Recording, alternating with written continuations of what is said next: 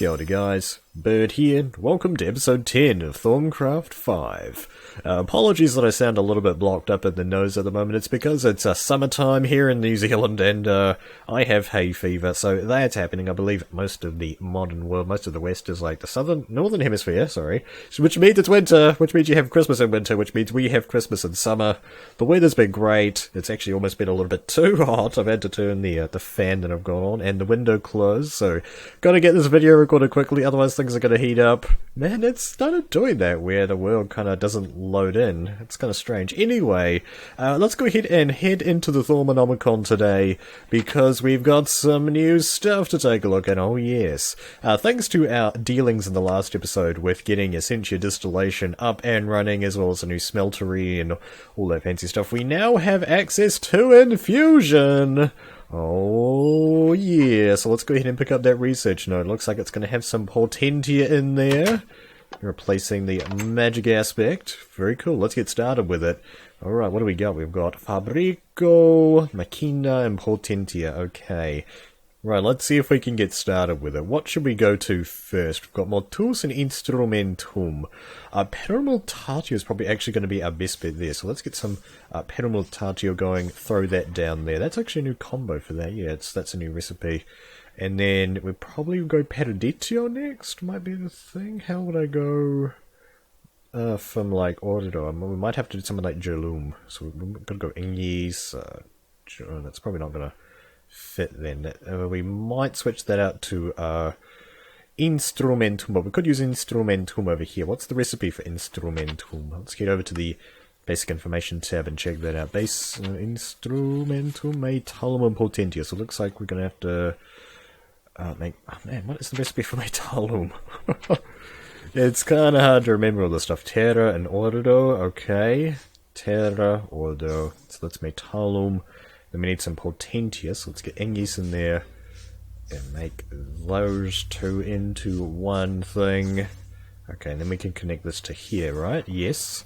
And then we're going to have to use Metallum there, which was Terra and Ordo. So if I throw that there, that should be good now. I'm thinking we're going to have to use Terra here, is probably what we'll do. Maybe we could connect...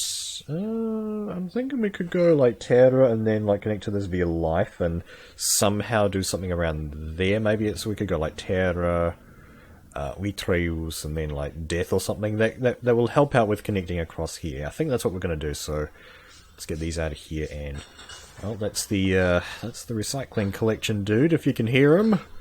Sorry about that. Recording this in the morning. Anyway, yeah, Christmas time happened. That was a thing. I'm not sure if I said that. Anyway, what the heck. Random. We're going to go over to... Yeah, I think we're going to do, what was the recipe? Like this one here, for Monotuus. I think Monotuus, no, that won't connect directly to life now. You have to go through Spiritus now, that's right. What was the recipe for Spiritus? I keep forgetting this stuff. It's getting a little bit hard to do this. Okay, we're going to need life there as well. So we're going to need another death. Righto. So get one of those and life. Do those two. Cool. So again, get Spiritus down. Right. Oh crap! I used up a Monotuus. Well, whatever. It's going to happen. Okay, so there's Spiritus, and we can get another Monotuus now, though. They're not too expensive. We are starting to run out of primals, though. We should be alright. But yeah. Okay, so if we do something like this, then we can go Monotuus, and then we can go Periditio. So that connects those guys. And how am I going to connect here? Oh, we're not using Ordo actually, are we? But Ordo... I'm not sure if Ordo can connect to any of these right off the bat. I don't think so. We might have to go Engis. We may have to cheat here for the first time in a while. Alright, let's see if we can just have a look in here really quick for anything that will help us out. Cognitio. Of course it's going to be Cognitio. Yeah, Cognito's perfect. There we go. So we need to get that and that. So we're going to need another of these. Okay, going to need that and life. That's a little bit hard to make these things as an ore. I'm just saying. Hopefully this will get sorted out soon. The other one was... No, it's Spiritus and Engis. There we go. Engis. Put those two down. Oh yeah. top-tiered aspect right there. Cognito, we got it! We got it! We got it! We got it! Infusion!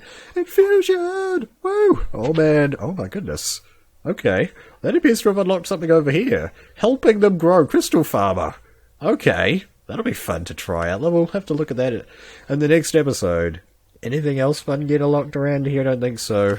So nasally right now, I'm sorry. It's gonna happen. Anything else new? No, well, yeah, it's, like getting that, it's unlocked all of the possibilities. Brain in a jar. Runic shielding is over there. The tools are over there. Looks like those are all one thing now, okay. Magic mirrors. Someone's trying to gun us, please. Well, let's go ahead and read about Mystical Infusion. Arcane crafting and alchemy can go only so far. Something better is needed to create truly powerful mystical objects. Infusion crafting is the process of infusing a single object with magical energy and the properties of other objects. You could, for example, infuse a stone with iron and a feather, and it would result in a very light stone, which I don't think this is an actual recipe that's in Thaumcraft, so I'm not sure why it's the example, but you get the idea.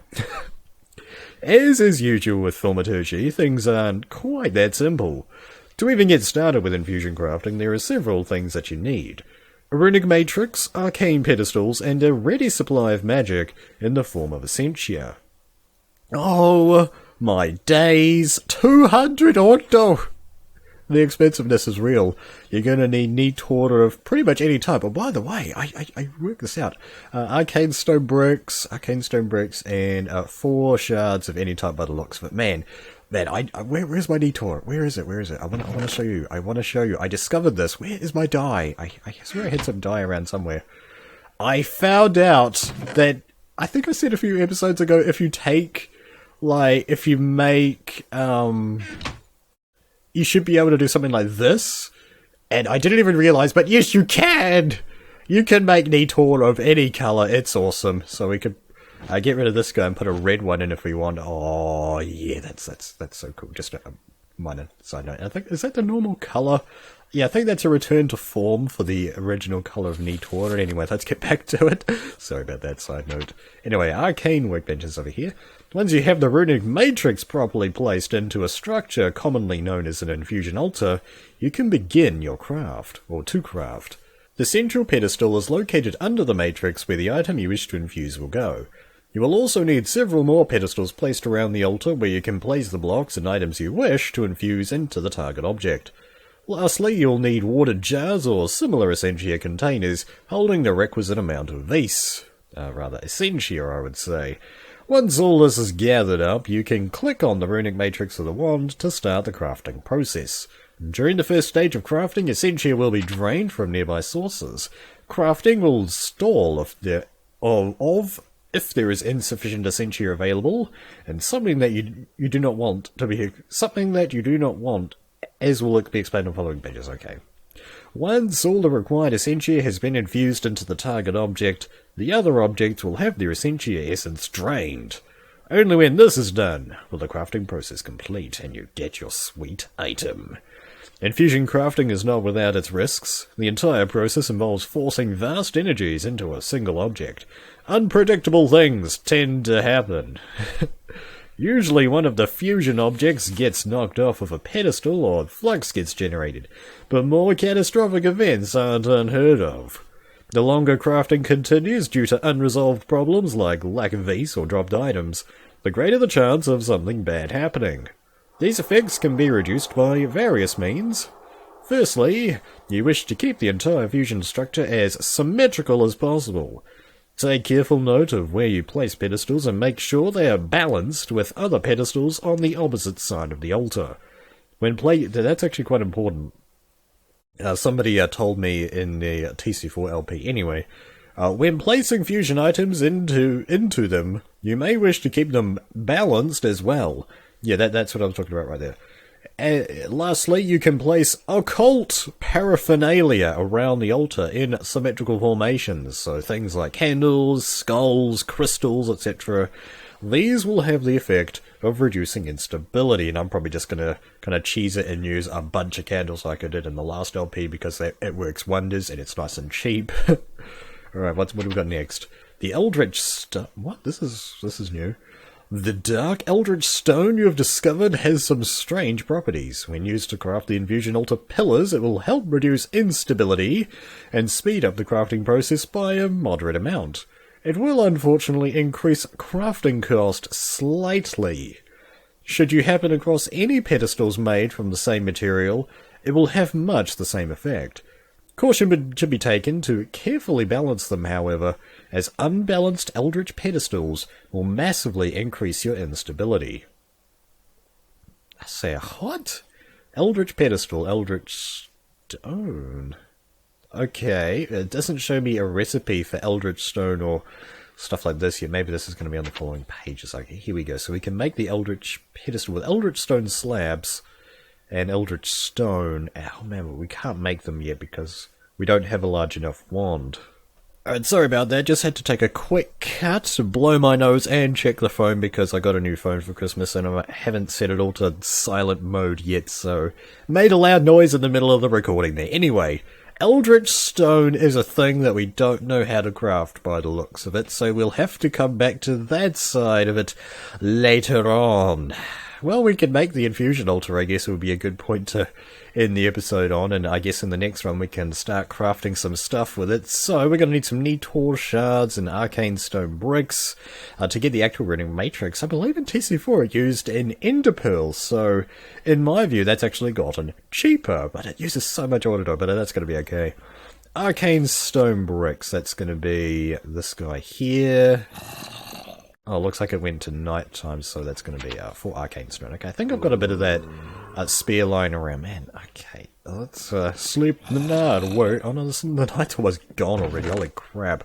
Yeah, time's gone a little bit weird because... what am I looking for? Hello.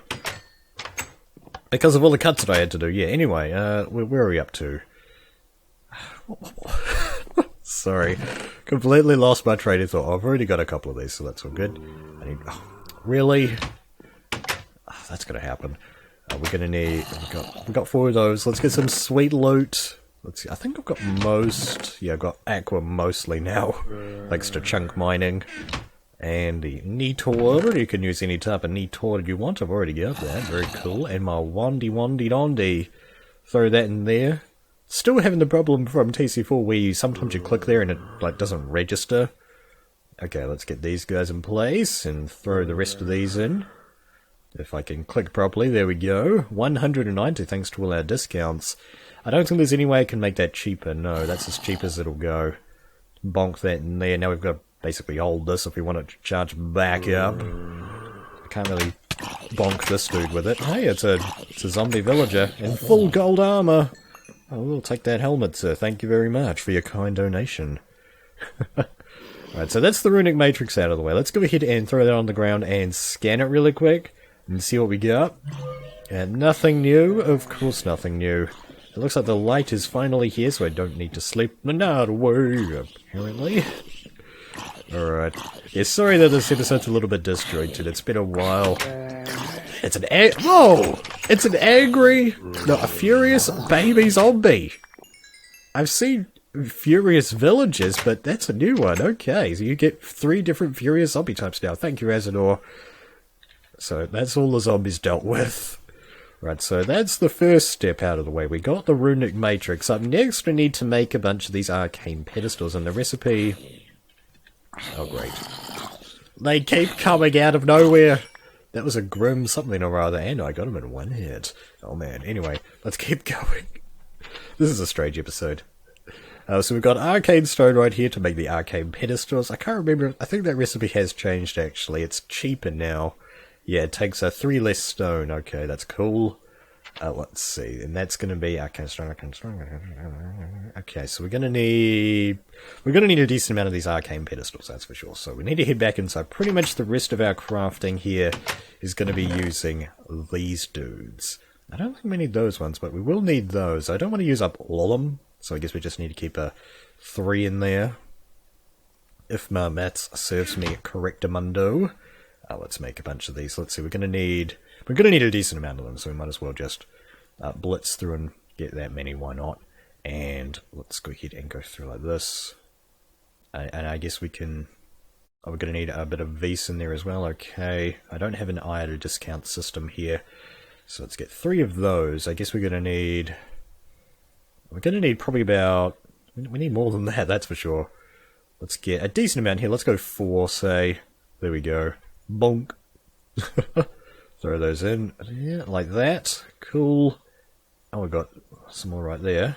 Oh, okay, 5. So that's going to be 5 new pedestals. That's plenty. And we will actually need one more, but I'm out of stone now. So do I have any clean stone on me? I do. Thank you.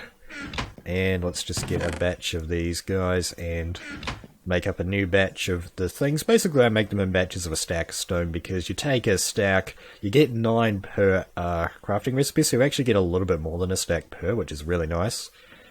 Okay, so we're going to need at least one more, I think, because we're going to have 8 as sort of your standard size that I found as a reasonable size, but there are a few things that require a little bit more. Okay, so that's 1 pedestal, and that's something that I've noticed that sort of seems to be a minor bug with TC5, is that when you're switching from your wand to something else, it switches immediately, but in normal Minecraft, you know, it sort of goes in and out, but when you've got the wand out, when you switch to anything, it comes up automatically. Just a minor thing I noticed. Anyway, where we're going to stick the Infusion Altar, I guess, is the big question. I was thinking of setting it up like sort of this area here, so the enchanting table will eventually have to move, sort of that it's nice and level with this guy, because this is just going to be like a nice open flat area, and having the big Infusion Altar right here would be a nice spot. I think we're just going to kind of ad hoc it a little bit. That's how like I do most of the things in this game. Alright, so what was the shape of this? Let's just take a look at that, because I kind of forgot the shape. So it's arcane stone, arcane stone. I'm assuming there's an empty space here in the middle, and then the runic matrix on top. That empty space block, man, is a great block. I wish we could build it. Anyway, let's get these guys down. We can't actually use this thing yet, but we need to just get it down to demonstrate, I say. So I need to put that on top like so. Runic matrix right there. Alright. Man, we're getting way through Thaumcraft faster than I have in previous videos. Anyway, on a 1, on a 2, and a 3. There's you go. Flip into shape, my friend. Floating runic matrices are awesome. And there it is. That is the first inklings of our, what do they call this? Infusion Altar here. What you can do now is you can go around and bonk down a bunch of these arcane pedestals like so. It doesn't really matter like what shape you do them in. I mean, you could sort of put these on the corner. It doesn't really matter too much. I just like to go get fancy with it and do something like this because it's nice and round. Yeah, so I'm going to go ahead and get this properly set up. In between episodes here, I'll need to relocate the enchanting area. But that is going to do it for this video of Thaumcraft 5. I hope that you guys have enjoyed it. We're back to making the videos. Yes, we are back. Hopefully the nose problems are going to disappear very soon. No promises. It's summertime. It's hay fever season. It's going to happen. Hope you guys enjoyed it. Thank you very much for watching. Kia kaha, and I'll see you in the next one.